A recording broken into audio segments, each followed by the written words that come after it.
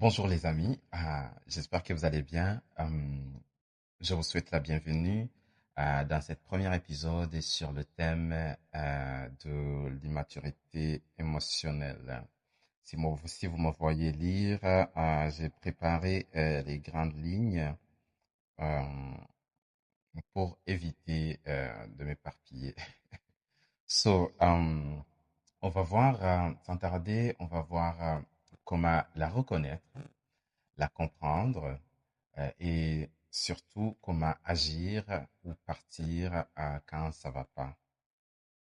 On va voir ensemble une petite définition. Une personne émotionnellement immature n'est pas mauvaise, mais elle n'a pas la capacité, comment dirais-je, elle n'a pas la capacité de gérer ses émotions, ses responsabilités affectives et les conséquences de ses actes sur les autres. Euh, Elle veut souvent comme les bénéfices d'une relation sans assumer le poids émotionnel. Et, je vais donner quelques exemples concrets. Euh, on va voir ensemble un couple. On va voir un couple.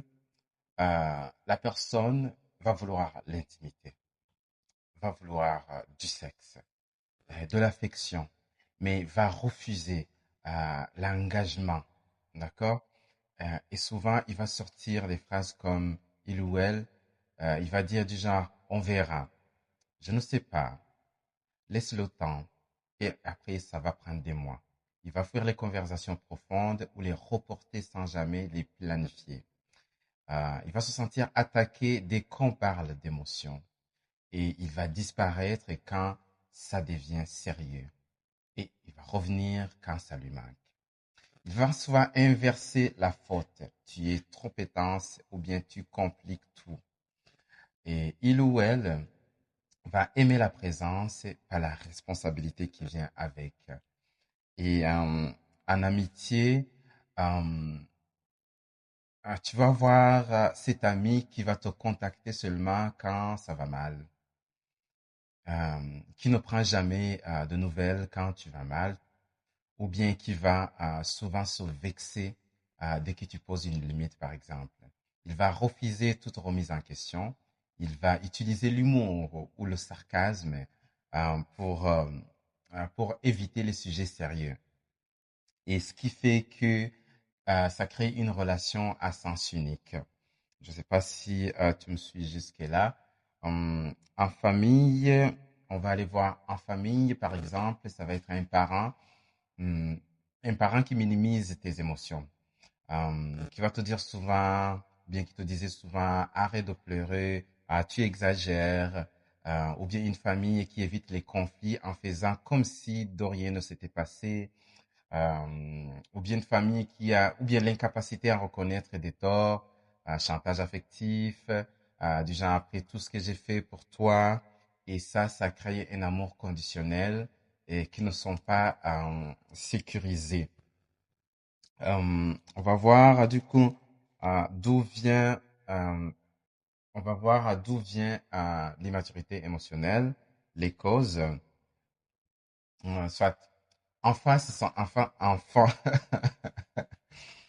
enfance sans sécurité émotionnelle, émotions ignorées ou ridiculisées, parents absents émotionnellement, euh, peur de l'abandon ou de l'engagement, s'attacher égale danger. Donc, on garde les gens à distance, mais un peu contrôlés, quoi, tu vois. Il va y avoir le manque de modèles relationnels sains, jamais vu de communication mature, jamais appris à réparer un lien. Il va y avoir de l'ego et mécanismes de défense, refus d'avoir tort ou bien peur d'être vulnérable. Ce qui est important à savoir ici, ce n'est pas du tout volontaire, mais ça reste quand même leur responsabilité.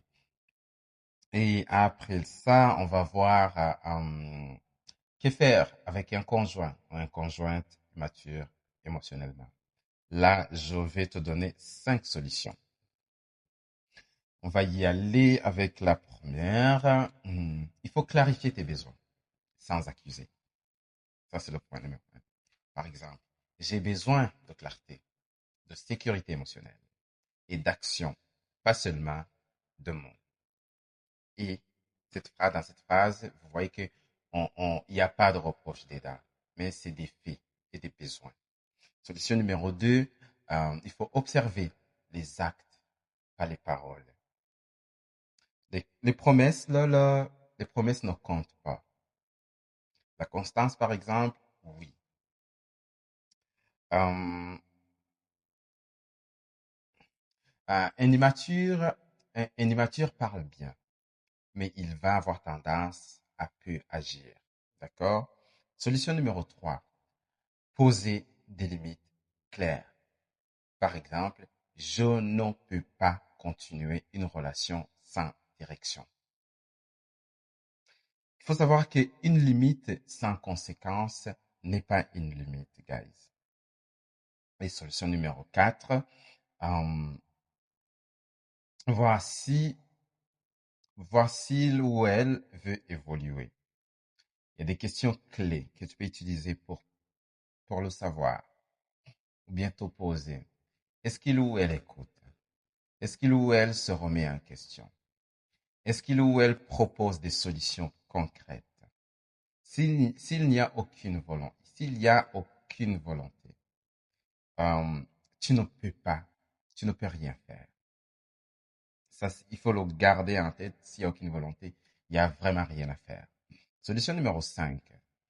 Il faut partir quand rien ne change. Et ça, c'est la plus dure. Ouais, je vous le dis parce que j'ai déjà passé par là. Et je peux dire avec certaines personnes, j'y suis encore. Mais il faut vraiment prendre cette décision. Partir, ce n'est pas abandonner l'autre, c'est se choisir. L'amour ne doit jamais te coûter ta dignité. C'est, tu peux aimer quelqu'un profondément et quand même devoir partir. Parce que l'amour, sa maturité, devient une blessure.